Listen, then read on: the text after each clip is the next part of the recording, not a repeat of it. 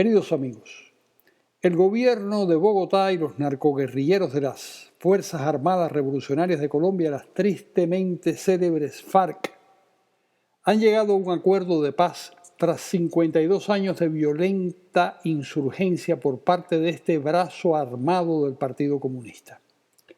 Hay otras guerrillas igualmente comunistas, como el Ejército de Liberación Nacional, llamado ELN, auspiciadas por Cuba en los años 60, pero las más fuertes y destructivas han sido las de las FARC. Las FARC creían en el marxismo-leninismo y trataron denodadamente de construir en el país una sociedad semejante a la cubana o a la soviética, comenzando su labor de demolición de la democracia liberal en medio de la Guerra Fría. Debo aclarar para los colombianos que la expresión democracia liberal, quizás también para los no colombianos, nada tiene que ver con el partido que lleva esa palabra en el nombre, sino con un modelo político que incluye el pluripartidismo, la alternancia en el gobierno, el respeto por las libertades y los derechos humanos, la transparencia en los actos administrativos, incluida la propiedad privada, la separación de poderes y la existencia del mercado es la atmósfera en donde se realizan las transacciones económicas. Es decir, el Estado que los comunistas califican de burgués y que las FARC trató de destruir a lo largo de medio siglo.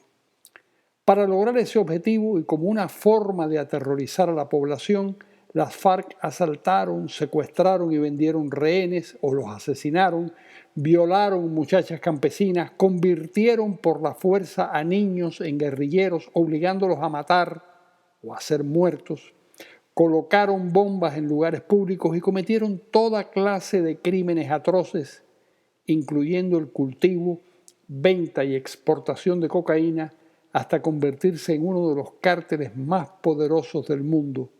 Fundamentalmente, se exportaba la cocaína hacia territorio de Estados Unidos, el más odiado de los enemigos. Obviamente, con ese sanguinario prontuario delictivo, las FARC no podían evitar que la justicia persiguiera y castigara severamente a sus miembros, de acuerdo con la Constitución, las leyes y el Código Penal colombianos. De manera que en las conversaciones de paz suspendieron el Estado de Derecho aprobado por el país anteriormente y se acogieron a una justicia provisional transitoria que les garantizara a los insurgentes penas muy leves o una semi-impunidad y hasta costosísimos recursos económicos para incorporarse a otro género de vida. En todo momento, en las conversaciones estuvo presente un último chantaje. Si no se pactaba lo que les convenía a los delincuentes, estos seguirían matando, violando y traficando con drogas como habían hecho hasta entonces.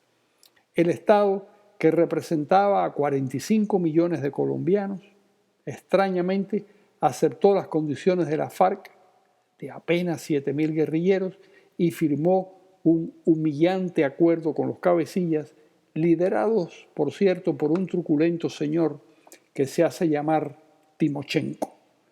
Los pactos, como se sabe, deberán ser legitimados por los electores colombianos en un plebiscito que se puede ganar con solo el 13% de los sufragios, una cantidad mínima de votos, algo muy peligroso dado que afectará a la nación por varias generaciones, y esto sucederá el 2 de octubre próximo. ¿Qué pasará a partir de ese momento? Esa es la pregunta que se debieron hacer el presidente Juan Manuel Santos y los miembros del gobierno que sirvieron como negociadores. Esa es la pregunta que se hubiera hecho un verdadero estadista y no un político convencional preocupado por los efectos inmediatos de la maniobra. Quizás la gran diferencia entre un estadista y un político convencional sea esa. Los estadistas se basan en principios y en una visión del Estado que los lleva a ponderar sus acciones a largo plazo para proteger a la sociedad. Saben que los actos que hoy parecen útiles y buenos en el futuro pueden convertirse en errores tremendos que afecten negativamente a las personas a las que ellos han jurado servir. Tan importante como exigirles a los narcoguerrilleros de la FARC que dejaran sus armas era que abandonaran expresamente su pretensión de destruir el modelo de Estado en el que los colombianos han escogido libremente para vivir. ¿Qué pasará a partir del momento en que la mayoría de los electores ingenuamente apoyen los acuerdos firmados en La Habana? Pasará que comenzarán a utilizar la estrategia chavista.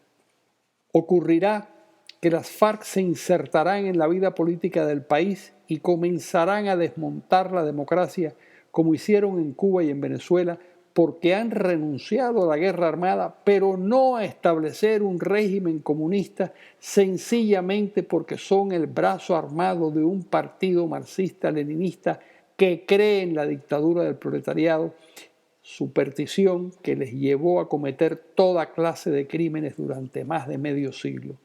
Eso es lo que veremos. A Colombia le espera un doloroso futuro, infinitamente peor, infinitamente más negro que este presente incómodo y a veces sangriento.